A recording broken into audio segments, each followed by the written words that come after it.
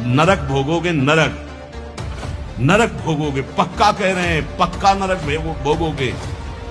अंबा जी का सही नाम क्या है जानते हो? जगदम्बा। कहते हो ना जगत जननी, तो बकरे की जननी नहीं है। ऐसे साधारण अम्मा भी नहीं होती थी, जगदम्बा कैसे हो जाएगी? ए मूर्खो, अपने हाथ से काटा था अंबा जी ने जब जड़ भरत जी की बलि देने जा रहे थे ना, तो स्वयं भद्रकाली प्रकट होकर अपने समस्त उपासना करने वालों के गले काटे थी। ये बात ध्यान रखना, किसी जीव की हिंसा जगदम्बा को पसंद नहीं है।